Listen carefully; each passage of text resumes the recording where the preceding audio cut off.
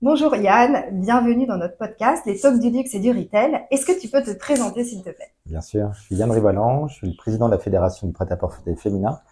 Je suis également ancien start-upper puisque j'ai créé une société co-créé une société qui s'appelait The Other Store, que j'ai vendue il y a maintenant 3 ans. Et depuis, j'ai monté une nouvelle société qui est un organisme de formation qui s'appelle Everywhere Anytime.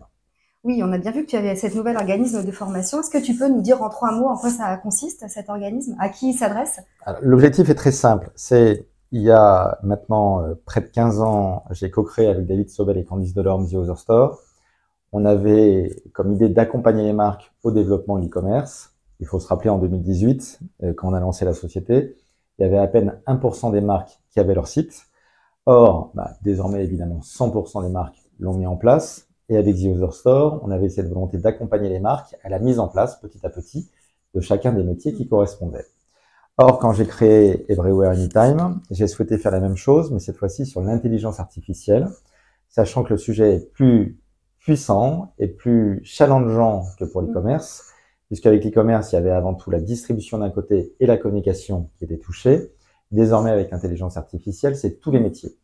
Et comme tous les métiers sont touchés, à la fois dans l'automatisation d'un côté et dans l'IA générative de l'autre, eh bien, c'est cette volonté de pouvoir mettre en place des formations pour à la fois former les dirigeants et le codir à un certain nombre de transformations structurelles dans l'entreprise et en même temps, toutes les parties prenantes de l'entreprise à la transformation opérationnelle. D'accord, on est plutôt donc sur des formations entreprises pour monter en compétence sur l'intelligence artificielle, savoir bien l'utiliser. C'est des outils qui vont permettre à la fois de mieux utiliser un chat GPT à ma journée ou autre, de comprendre quels sont les nouveaux outils aussi qui vont transformer l'entreprise, comme par exemple Autone dans la supply chain, ou alors de se dire, est-ce que je peux transformer ma chaîne de valeur parce que l'intelligence artificielle peut bouleverser complètement à la fois l'organisation et la gestion des clients et la fabrication des produits. Et de ce fait, c'est une autre organisation qu'il faut mettre en place, c'est une autre chaîne de valeur qu'il faut pouvoir concevoir. D'accord. Et ça fonctionne bien cette école? Alors, on est vraiment au début et c'est la même aventure quasiment que ce que je peux connaître avec The Other Store, parce que avec The Other Store, on a passé près de 3 ans à évangéliser les marques avant la mise en place très forte de chacun des sites. Et je continue dans cette évangélisation. Je le fais dans un module extrêmement différent de celui de The Other Store, parce qu'on n'est pas du tout dans la même période. Et en plus, on a un parterre qui est beaucoup plus complexe. Mais en effet, je vois par exemple dans l'accompagnement d'Autone, je les ai clairement accompagnés pour avoir plusieurs dizaines de clients avec justement leur développement. Et donc, je suis ravi en fait de pouvoir le faire dans ce registre. Et Autone, tu peux nous expliquer ce que c'est? Alors, Autone, c'est une société qui permet désormais d'avoir dans ses boutiques le bon produit au bon moment. Ah, ok. Donc, il y a une capacité à la fois d'organisation. Pourquoi est-ce que je dois mettre tel t-shirt, telle robe dans cette boutique à Deauville ou dans cette boutique à Agen pour telle ou telle raison? Et de plus, comment est-ce que je peux prévoir mes ventes à 1 mois, 2 mois ou plus, compte tenu des ventes qui auraient pu être effectuées et compte tenu du succès du produit à ce moment-là. Donc, c'est un outil qui est doublement important parce que, à la fois, quand un produit est bien stocké, alors à ce moment-là, il y a une meilleure vision à la fois économique et écologique, parce qu'on évite d'avoir des stocks qui ne sont pas vendus par la suite. Et avec la capacité prévisionnelle, on peut aller dans une proximité beaucoup plus forte avec les fabricants pour pouvoir se dire on va moins fabriquer au début, mais si on a des meilleures prévisions, alors à ce moment-là, on va être capable de faire fabriquer petit à petit avec là aussi peu de stocks intermédiaires. Donc, il y a une vision, évidemment, comme j'estime justement dans l'intelligence artificielle et dans la transition du monde, qui est comment est-ce qu'on allie à la fois efficacité économique et efficacité écologique. Oui, là, on est vraiment en fait sur des enjeux où aussi bien côté client que côté entreprise, tout le monde y trouve son compte parce qu'on est vraiment sur le bon produit, donc au bon moment. Il y a parfois des sujets où tout le monde ne va pas trouver son compte parce que la transition écologique a un coût aussi de par les mauvaises habitudes qu'on avait pu prendre avant. D'où l'importance du réglementaire, parce que parfois, pour transformer la société, il faut aussi que ce soit l'État, l'Europe, voire une vision plus mondiale, qui amène justement une transformation positive de la société. Ah oui, ben justement, on va rentrer un peu dans notre vif du sujet, un sujet qui te tient à cœur. En fait, au niveau de 2024, le marché du e-commerce en France a explosé. On est sur 175,3 milliards d'euros, avec une vraie croissance presque proche de 10%. Et Shein, on s'est rendu compte que c'est devenu l'enseigne préférée des Français, qui va même dépasser des acteurs comme Amazon, qui est en baisse actuellement. face à cette montée en puissance, c'est vrai que l'Europe a mis en place des actions, mais comment est-ce qu'elle peut ralentir finalement cette montée en puissance de l'ultra fast fashion, parce qu'on parle pas de fast fashion, on parle d'ultra fast fashion, par rapport à des régulations, ou est-ce que c'est déjà trop tard? Alors, qu'une partie des Français soit tirée par Chine, c'est normal. Quand on se dit d'un seul coup, je suis capable d'avoir un t-shirt pour 3 euros, une robe pour 10 euros, le prix semble tellement attirant versus ce que font les autres marques, que obligatoirement, on a une vision positive de la chose, de par les économies qu'on a l'impression de faire. Ça, c'est un premier point, et que ça soit l'enseigne préférée d'une partie des Français, évidemment, je le comprends. Par contre, et c'est là justement l'intérêt de sociétés comme Chine, pour avoir 3 euros, c'est qu'il y a nécessairement un loup. Et le loup, il n'est pas sur un problème, il est sur une dizaine de problèmes. Le premier, c'est que c'est un problème, par exemple, de taxes. C'est-à-dire Chine ne paye quasiment pas la TVA de ses produits. Donc, ça lui permet de proposer des produits 20% moins chers. Elle ne paye pas non plus la taxe sur les produits importés. Ça, elle bénéficie d'une faille qui est, il n'y a pas de taxe sur les produits de moins de 150 euros. Donc là aussi, ils payent moins cher que toutes les marques françaises qui font parfois importer une partie de leurs produits. Deux, ils exploitent leurs salariés, leurs ouvriers, puisque c'est à peine 1 centime par produit fabriqué. Donc nécessairement, quand on exploite les personnes en fait qui sont sous-payées, qui doivent travailler jusqu'à 100 heures par semaine pour fabriquer ces produits, bien évidemment, ça coûte moins cher. 4, c'est en plus des produits qui sont à plus de 80% en plastique. Donc quand on fait du polyester, là aussi on a produit certes de mauvaise qualité, mais aussi qui est évidemment moins cher.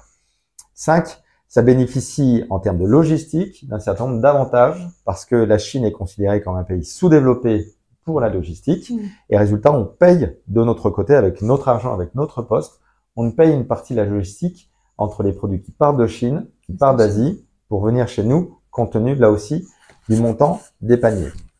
On a de plus, avec ce type d'acteurs, des fausses publicités, avec aussi du piratage qui a pu être effectué. On a tous reçu à un moment sur Instagram des appels à avoir des cartes cadeaux Chine, etc. Donc là aussi, il y a de la publicité illégale qui a pu être faite en partie sur nos données. Enfin, il y a l'utilisation en fait de tous nos biais cognitifs avec la capacité aussi de pouvoir nous attirer à travers des promos qui sont incessantes. Faire une promo en soi est légal, mais pas comme le fait Chine. Puisque normalement, une promo, c'est un produit qui est mis pendant 30 jours en stock. Et après ces 30 jours, on peut faire une promo. Parce que, évidemment, on ne fait pas Chine. Puisqu'il met le produit et immédiatement, il fait de la promotion. Donc ça aussi, c'est illégal. C'est après, pendant très longtemps, de l'utilisation de produits, d'intitulés qui sont faux. Par exemple, Chine, pendant très longtemps, vendait ses produits comme du cuir alors que c'était juste du plastique. Et donc là, il mentait sur les intitulés. Cuir. Exactement. Enfin, c'est là aussi de la copie incessante et avant tout de la contrefaçon. J'ai, pour donner un des plus grands exemples, mais je pourrais en donner une dizaine, de marques qui sont justement en contrefaçon, comme Lacoste, avec une procédure civile qui a encore lieu actuellement. Et enfin, c'est un lobby, on le voit très bien, c'est un acteur en fait qui fait travailler un ancien ministre, Monsieur Castaner, pour améliorer son RSE. Monsieur Castaner n'a malheureusement aucune expérience dans ce domaine, donc on comprend que c'est uniquement pour couvrir justement toutes les autres actions qui sont proches de l'illégalité qu'on met en place ce type de lobbying. Donc on a un acteur qui, au moins avec ces 10 points, et je pourrais encore citer d'autres, est clairement en dehors du tout le cadre légal qu'on doit avoir en Europe pour pouvoir avoir une concurrence saine. Donc que ce soit une marque qui plaise à un certain nombre de Français, je le comprends très bien, mais que ce soit une marque qui permette une concurrence loyale avec tous les autres, là par contre ce n'est pas le cas.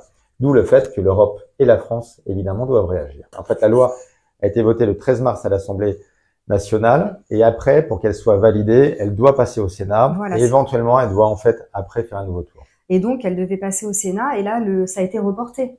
Qu'est-ce qui explique en fait que ça a pu être reporté? On parlait de lobbying. Comment ça se fait que justement on veuille pas mettre en valeur le Made in France, parce que on en a parlé, ça fait perdre des emplois, ça fait une mauvaise image aussi. Enfin, on a vu toutes les marques, les enseignes de mode qui ont fermé depuis post-Covid, depuis 2-3 ans. Et finalement, c'est vraiment quelque chose qui, pour l'économie française, qui est complètement négatif. Comment ça se fait que l'Europe et la France n'arrivent pas à avoir ça en tête et prendre des actions en conséquence ou reculent quand on était si près du but? Je pense qu'il y a plusieurs points qui expliquent cette lenteur. Il faut déjà commencer par célébrer quelque chose, c'est que la France est leader sur ce sujet.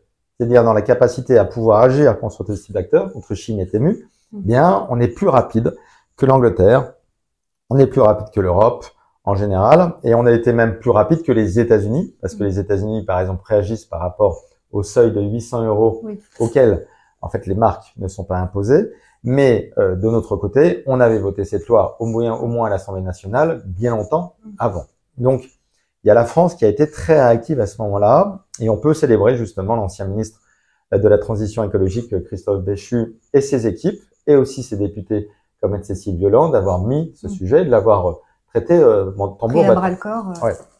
Il y a par contre d'autres points qui sont assez étonnants. Et par exemple, je pense à Bruno Le Maire qui avait demandé à la DGCCRF de sortir un rapport il y a en juillet 2023. Donc on est non plus en fait avec 1 an de retard, mais avec quasiment 2 ans de retard. Et ce rapport n'est toujours pas sorti. Donc pourquoi est-ce que la DGCCRF ne l'a pas sorti? Je ne m'explique pas. Parce que ce travail, on l'avait effectué avec plusieurs équipes et on avait pu montrer assez rapidement que Chine et Temu avaient des actions justement qui étaient proches de l'illégalité, voire totalement illégales. Donc de ce fait, il y a une partie du pouvoir public qui est très moteur, et il y en a un autre qui est trop lent, et là il y a sans doute les deux forces derrière qui se confrontent. Bien sûr, le lobby qui est mis en place par Chine en ce moment ralentit d'autant plus les choses, parce que Chine, de façon totalement honteuse, explique que c'est une marque qui est démocratique et qui permet à des gens avec des faibles pouvoirs d'achat d'acheter de la mode. Ils ont raison sur le papier parce que, évidemment, quand quelqu'un a un peu de pouvoir d'achat et qu'il s'achète un t-shirt à 3 €, ça lui permet de se vêtir peu d'argent. Sur les faits, c'est une proposition qui est totalement honteuse. Premièrement, ce sont ces couches de population qui sont les premières atteintes. Chine, Temu, c'est près de 10 000 emplois qui ont été perdus en France dans la mode. Et 75% des acteurs dans la mode, des emplois dans la mode, c'est avant tout des vendeurs et surtout des vendeuses. Donc, sur ces 10 000 emplois qui sont perdus, c'est près de 7 000 à 8 000 emplois de vendeuses qui ont été détruits. Et c'est des vendeuses qui sont parfois à Rochefort, parfois à Bernay, donc dans des petites villes françaises de, par exemple, 10, 20 000 habitants, avec des camaïeux qui ont dû fermer et qui n'ont pas été rouverts. Donc, c'est des emplois où les couches populaires, justement, sont les premiers atteints. Le deuxième, c'est par le non-paiement de la TVA. C'est justement près de plus d'1 milliard € de chiffre d'affaires, en fait, que fait Chine. Donc, c'est un manque à gagner de près de 200 millions. Combien de maternelles pourrait-on aider avec 200 millions? Combien d'hôpitaux pourrait-on aider aussi avec 200 millions? Tous ces services publics qui sont atteints, c'est évidemment aussi pour ces couches populaires, d'ailleurs, qu'il y a une perte de pouvoir d'achat, en fait, derrière, qui est réelle. Et le troisième, c'est surtout de voir l'enfermement cognitif qu'il peut y avoir avec des plateformes comme Chine et Temu. Quand on est sur le jeu de la ferme de Temu et qu'on va passer des heures à essayer de gagner des centimes pour pouvoir avoir plus de promotion. Quand avec Chine, on incite à acheter non pas un t-shirt, mais 10, 15, 20, 100, et qu'on se retrouve avec des personnes qui, chez eux, n'ont pas 10, 20, 30 produits ou marques, etc., mais se retrouvent avec des centaines, voire des milliers de produits Chine. On a un véritable appauvrissement de ces personnes qui, comme un joueur de casino qui perd beaucoup d'argent en allant jouer au poker ou au blackjack, là, c'est des gens qui perdent de l'argent, justement, en achetant de façon frénétique chez ces acteurs. Et ces acteurs ne tiendraient pas sans justement cet appauvrissement qu'ils sont en train de mettre en place. Et donc de pouvoir se prétendre comme ceux qui permettent justement d'avoir plus de pouvoir d'achat est une double honte. 1, c'est faux. Et 2, c'est avant tout un appauvrissement justement de toutes les couches justement les plus fragiles. Et enfin, n'oublions pas, on a assez de vêtements en général pour pouvoir vivre toute sa vie dans nos armoires. Et des acteurs comme Vinted, des nombreuses friperies proposent aussi de pouvoir acheter des produits pour peu d'argent. Donc de ce fait, oui, on peut se vêtir même quand on a peu de pouvoir d'achat en France. Et des acteurs comme Chine qui font croire qu'ils donnent du plaisir, à l'inverse, sont en train de détruire notre tissu social. Donc on a une vraie action politique à mettre en place pour ne pas justement se faire berner par ces actions. Mais justement, comment sensibiliser cette Gen Z, cette Gen Alpha maintenant, qui est connectée en permanence? Comment faire en sorte pour qu'ils aient conscience de ça? Nous, c'est un peu notre métier, donc on est au courant, on lit l'actualité, les informations. Mais il y a ce côté un peu gaming, un peu ludique, il faut dire ce qu'il en est, qui attire les jeunes qui veulent. Alors on est vraiment même au niveau de la seconde main ou de la location, on réachète en permanence et en permanence pour revendre, pour réacheter. Mais comment leur faire prendre conscience que finalement ces emplois, c'est les emplois de demain qu'ils vont pas avoir en fait? Alors sujet du court par rapport au long terme, donc des emplois à terme qu'on ne peut pas avoir, il est complexe à voir et pour ça on doit prendre une autre addiction pour pouvoir comprendre le phénomène. c'est par exemple celui de la cigarette. Là, on peut comprendre, et on sait que quand on fume, on sait depuis des dizaines d'années qu'on détruit sa santé, qu'on maximise en fait la capacité d'avoir un cancer en fait du poumon ou une crise cardiaque, ainsi de suite. Ça n'empêche pas que beaucoup de personnes extrêmement informées, et de toute façon tout le monde est informé sur les dangers du tabac, et il y a encore une grande partie de la population française qui fume. Parce qu'on rentre dans un phénomène addictif. Après une première test de cigarette, souvent pour des raisons en fait sociétales, en fait on va continuer à fumer au fur et à mesure. Et ce qui a touché justement la baisse en fait de la capacité du nombre de Français à fumer, c'est parce qu'on a augmenté le prix. Oui. Et donc ça a été des taxes qui ont été mises en place, qui ont permis de diminuer la baisse en fait de la tabagie. Donc de ce fait, c'est évidemment une action sur le prix qui doit être mise en place pour baisser cette addiction, plus que dans l'éducation. Parce qu'on peut avoir sur des paquets de cigarettes des maladies qui sont présentées, des gencives qui sont en train de partir en sucette, des cancers, des enfants, etc. Ça a une action évidemment, mais sur un très faible volume de personnes. Et donc c'est avant tout sur le prix qu'on doit pouvoir agir pour pouvoir confronter. C'est sur le prix, mais c'est aussi par une capacité à prendre quelque chose à la place. Donc quand on a des cigarettes par exemple, des vaporettes ou autres, à ce moment-là, on a quelque chose, on a un substitut à la cigarette. Par exemple, la seconde main et la capacité d'aller dans le prix, c'est un substitut à la capacité à pouvoir acheter des produits chez Shein. Et donc, la capacité, c'est de pouvoir montrer beaucoup plus encore qu'on ne le fait en ce moment, les dangers de Shein. Et c'est pour ça que de la part de Shein, il y a justement ce lobby pour faire croire qu'ils sont très positifs. Et après avoir montré les dangers de Shein à la fois dans l'exploitation, dans les produits toxiques ou que sais-je, il faut maintenant montrer quels sont les substituts, par exemple dans la seconde main, ou encore dans la capacité à pouvoir avoir d'autres plaisirs dans la mode que celui qu'on a pu construire pour l'instant. Et là, pour ça, la fédération crée des campagnes, avec une campagne de communication qui se fait sur TikTok, avec des influenceurs qui pouvaient parfois vivre justement de Shein, et qu'on a su convaincre de changer de modèle. Donc, si on a su convaincre des influenceurs de changer de modèle, à coup sûr, on arrivera aussi à un certain nombre de consommateurs. Et puis à nous, avec les pouvoirs publics, de mettre en place la loi et d'autres initiatives. Je pense par exemple à un chèque seconde main. Je voudrais qu'on lance un chèque seconde main qui permettrait, comme par exemple les chèques restaurants, d'avoir une somme d'argent pour acheter plus facilement en seconde main. Et donc, par exemple, d'avoir des substituts plus facilement sur des produits Shein. Alors, ce que tu évoques, tu vois, ça me fait penser à The Real Real. Ou bien à Run the Runway, ce sont des marques américaines, et The Real Real, c'est le vrai du vrai. C'est vraiment des boutiques où tu n'as que de la seconde main dans le luxe. Moi, je me dis toujours, en France, on a nos friperies, c'est pas très glamour. Alors, je parle pas des puces de Saint-Ouen, mais c'est jamais très glamour que d'aller chercher un sac Chloé ou un sac Chanel ou Louis Vuitton, peu importe. Alors que quand on est dans The Real Real, c'est des boutiques, si tu ne sais pas que c'est de la seconde main, c'est juste incroyable, t'as un beau merchandising. Moi, je me rappelle de la boutique à New York, à droite, tu avais un café, à gauche, tu avais un marchand de fleurs. Est-ce que le fait d'avoir des belles boutiques, de la désirabilité, un peu comme l'a fait le printemps, le 7e ciel au printemps, où enfin, on est dans un univers où c'est beau, où c'est de la seconde main, où on a plaisir à acheter, ne crois-tu pas que ça pourrait aussi changer la donne que d'aller dans des friperies où ça sent pas bon, il y en a de partout, je grossis un peu le trait, mais versus des jolis flagships, ça inciterait également peut-être à développer cette seconde main en fait. Alors, acheter en seconde main est en soi un acte extrêmement noble et avec un grand plaisir. Acheter en seconde main, c'est déjà la capacité d'avoir des pièces plus singulières. Oui. Quand je vais dans une boutique et surtout quand j'achète chez Shein, je sais pertinemment que mon produit peut être vendu à 100, 200, 300 ou des milliers d'exemplaires. Donc, il y a peu de singularité. Le deuxième, c'est, et je le vois par exemple chaque fois que je fais réparer quelque chose, au moment de la réparation, quand je reçois un produit qui a été réparé, je crois avoir encore plus de plaisir que quand j'ai acheté le produit neuf. Oui, parce que j'ai le plaisir de l'avoir récupéré, le plaisir de faire une bonne affaire, le plaisir en fait d'avoir une conscience écologique qui est plus forte, le plaisir de remettre de l'émotion à travers ce que j'ai déjà vécu dans le produit et que je vais pouvoir revivre à ce moment-là. Et donc, à travers ces produits qui sont à la fois dans la seconde main et dans la réparation, on peut mettre beaucoup de plaisir. Je prends des acteurs comme Jayo, par exemple, qui créent des boutiques, justement, qui sont plus désirables, ou encore Veja, avec aussi ces phénomènes de réparation, qui arrivent aussi à créer, justement, ces désirabilités plus importantes.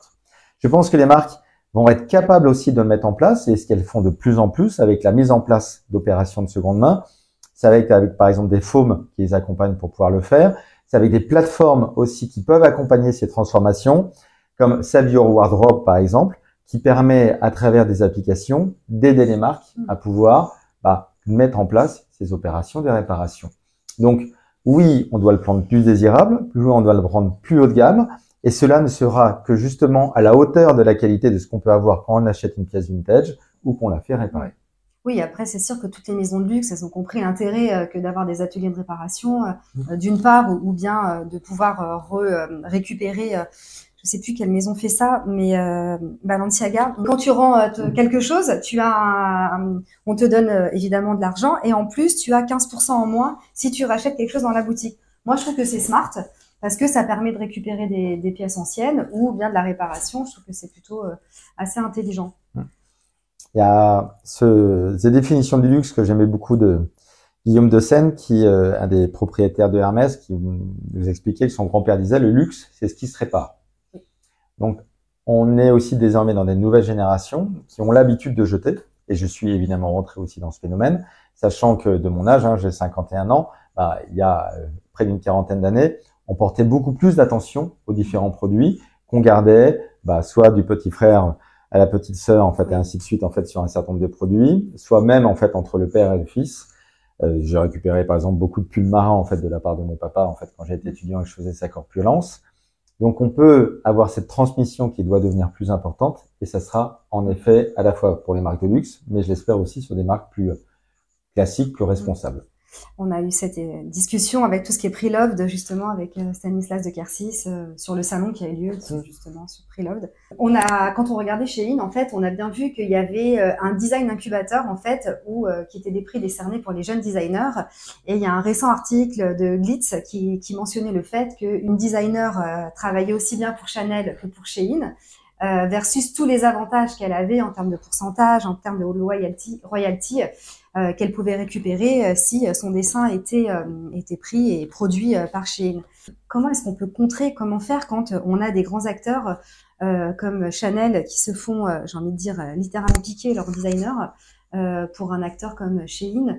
Comment faire justement, nous, la France, ou un acteur comme Chanel, pour justement recruter les talents de demain pour pas qu'ils aillent en Chine, en fait? À partir du moment où c'est facile pour Shein, en fait, d'avoir ce type de créateur parce que, de toute façon, pour eux, ce n'est que de la copie. La majorité de leur collection, c'est avant tout de la contrefaçon, c'est avant tout de la copie de ce qui se fait dans le reste du monde. Ils ne prennent ces créateurs que pour avoir un supplément d'âme et surtout avoir un supplément de lobby pour pouvoir vendre encore plus facilement la majorité de leurs produits qui sont illégaux. Donc, est-ce qu'on peut jeter l'opprobre sur cette personne, sur cette créatrice? Non.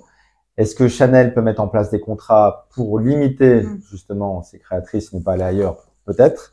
Est-ce que surtout l'État français et l'Europe vont pouvoir limiter des acteurs comme Shein? Oui. Donc je pense qu'avant tout, c'est la responsabilité de la part des acteurs comme l'État de mettre en place des lois pour pouvoir limiter des acteurs comme Shein. Parce que de toute façon, ces mini-opérations de com, en fait, de la part de la créatrice, on peut pas lui interdire grand-chose. Bien sûr. Et de la part de Shein, c'est plutôt bien joué, en fait, de mettre un peu de peinture, en fait, sur merde, en fait, à travers, en fait, tout ce qu'ils peuvent faire au quotidien. Mais je blâmais pas du tout cette designer, mais je trouve ça tellement smart, justement, de la part de Shein de faire ça que, enfin, après, ils ont des techniques, ils ont des méthodes bluffantes, le fait de racheter Forever 21, par exemple.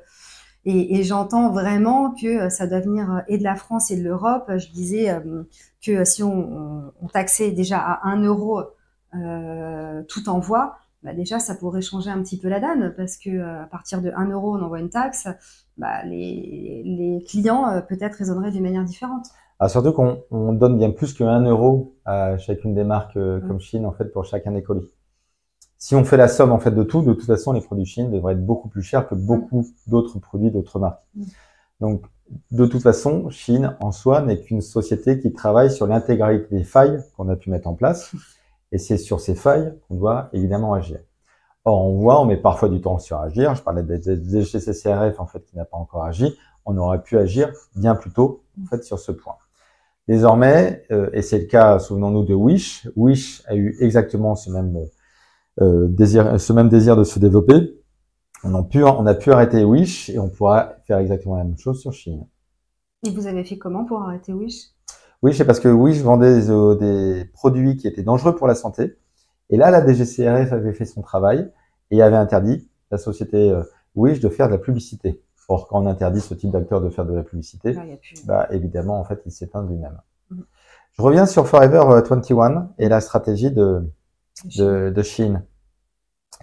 Quel peut être l'avenir de Shein et son développement avec ses boutiques? Ils ont déjà acquis une partie de Forever 21. Ça leur permet désormais, s'ils le souhaitent, d'aller plus vite sur le marché du retail parce qu'il y a près de 200 boutiques qui doivent être développées désormais, qui doivent être reprises plus exactement aux États-Unis. 350 boutiques, je dis une bêtise. Et donc, ces 350 boutiques, si elles sont reprises par Shein, là, automatiquement, ça permet de positionner la marque avec cette fois-ci, non pas uniquement de l'online, mais désormais de l'omnicanal.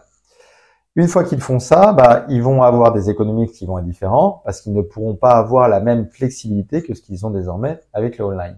Mais comme Shein veut lancer une marque haut de gamme, ça leur permettrait sur cette marque haut de gamme de se positionner beaucoup plus facilement. Et en plus, le leadership que peut avoir Shein aussi dans l'innovation, parce qu'il y a beaucoup d'actions d'innovation, je pense par exemple à l'IA générative, leur capacité à pouvoir copier les produits se fait aussi dans la copie des visuels. Il y a par exemple des créateurs qui m'ont pu me montrer des photos qu'ils avaient fait sur Instagram. Eh bien, c'est quasiment exactement la même photo qui va être sur le site de Shein. Donc, cette capacité de pouvoir copier instantanément, c'est aussi une grande capacité d'innovation. Et cette capacité d'innovation, ils pourraient les mettre dans les boutiques à travers la récupération aussi de beaucoup de data qu'ils pourraient avoir sur chacun d'entre nous. Donc, à nous aussi de nous méfier à travers du développement retail qui pourrait se faire par choix de Shein. Et je trouve que Forever 21 serait un cheval de Troie merveilleux pour eux. Oui, ça c'est sûr et certain, surtout la population américaine. Un bon concurrent de Walmart. Exactement. Par exemple. Pour parler de toi et de ton actualité, quelle est ton actualité cette année? D'essayer de faire passer la loi anti-fast fashion. On espère qu'elle va passer au mois de mai. Au moment où on tourne ce podcast, il n'y a pas encore de certitude que cette date sera bonne, donc je l'espère en fait au moment du passage et que ça sera toujours d'actualité. Le deuxième point, c'est qu'avec la fédération, on a lancé un écosystème qui s'appelle l'écosystème de la mode, qui permet d'unir les startups et les marques. Et dans l'écosystème de la mode, on a plus de 400 startups et partenaires qui sont là pour permettre aux marques de mieux se développer en termes économiques, en termes d'innovation ou en termes RSE. On a aussi un nouveau programme qui s'appelle Fédération Academy, de façon à permettre aux marques de mieux travailler avec les écoles et de créer des nouveaux ponts et de créer des nouveaux programmes et de permettre aussi derrière à la jeune génération d'avoir plus envie d'être force de vente ou d'aller dans d'autres métiers de la mode qui sont moins connus que les métiers de styliste, de patronnière par exemple. Et enfin, on a cette volonté aussi de continuer à se développer à l'international. L'international est très complexe en ce moment, énormément d'incertitudes, que ce soit aux États-Unis ou dans d'autres pays. Et de ce fait, les marques ont encore plus besoin d'accompagnement, ce que fait la fédération aussi avec sa présence dans de très nombreux salons à travers le monde. À côté de ça, j'ai aussi, là cette fois-ci dans ma société Everywhere Anytime, un livre que je vais sortir le 24 avril qui s'appelait Sortez la roue du hamster, qui reprend une triple stratégie. Comment est-ce que dans ce moment d'enfermement absolu dans lequel on peut avoir tous l'impression d'être en courant après la roue en permanence, eh bien, j'apprends à mieux m'occuper de moi de façon à retrouver de l'air, à pouvoir mieux respirer et pouvoir avoir une hauteur de point de vue plus importante. Comment je sors de des outils digitaux qui sont géniaux de par tout ce qu'ils peuvent nous apporter au quotidien, mais qui peuvent aussi nous enfermer dans des cercles d'enfermement à la fois culturel et cognitif qui mettent justement la tête en fait sous l'eau. Et enfin, comment est-ce qu'on peut désormais bosser en équipe? Le télétravail a été transformé de façon prodigieuse il y a près de 5 ans avec le Covid. Or, il y a des nouvelles méthodes de travail qui peuvent se mettre en place avec des nouveaux outils comme Notion par exemple, avec une autre capacité à pouvoir utiliser Zoom, ainsi de suite, avec une autre façon de manager. Et je pars du principe que en travaillant sur ce trio, en s'occupant mieux de soi, en travaillant mieux avec les outils digitaux et en travaillant différemment avec ses équipes, eh ben, on peut reprendre beaucoup de temps à la fois pour se faire plaisir, pour être plus serein, pour être plus calme et en même temps pour être plus efficace. Ça nous donne envie de le lire. Donc, il sort le 24 avril. Exactement. Est-ce que, pour conclure, tu peux nous donner ton mantra? Qu'est-ce qui te fait lever le matin, te donner la pêche, être de bonne humeur? Alors, est-ce que j'ai un mantra particulier en soi? Je n'en vois pas. Ce qui est certain, c'est que j'ai un mix qui est comment, dans ma journée, j'essaye d'allier le cœur, l'instinct et le rationnel. C'est-à-dire, tout ce que je fais, quasiment tout, est porté par le cœur. C'est-à-dire la volonté de construire, je l'espère, un meilleur monde, ne serait-ce que pour la mode, évidemment, c'est le cœur qui me porte pour pouvoir construire cet avenir qui va être meilleur. La capacité à pouvoir accompagner les marques qui font du beau, qui nous apportent beaucoup de plaisir, c'est aussi le cœur en fait derrière qui va pouvoir agir. La capacité de combat en fait qu'on doit avoir évidemment face à Chine, mais à travers tous les détracteurs qu'on peut connaître, là ça serait plutôt un instinct de combat qui m'amènerait justement à pouvoir en fait dépasser des murs en fait qu'on a pu mettre en face de moi et systématiquement les enfoncer. Et après le rationnel, ce rationnel on va le trouver évidemment dans tous les chiffres en fait et dans tous les calculs qu'on doit mettre un peu partout, dans parfois des actions politiques où on doit avoir un peu de rationalité dans la compréhension en fait de l'homme et des femmes en fait qui sont dans notre monde et de comment mieux agir pour pouvoir faire avancer tous les sujets. Et donc si j'avais un mantra, c'était d'être capable d'être aligné à travers tous ces points, dans à la fois le mental, dans le cœur et dans le bide, pour pouvoir avoir une vie la plus sereine et la plus efficace possible. Merci beaucoup Yann pour ce podcast et pour le temps que tu nous as accordé. Merci beaucoup.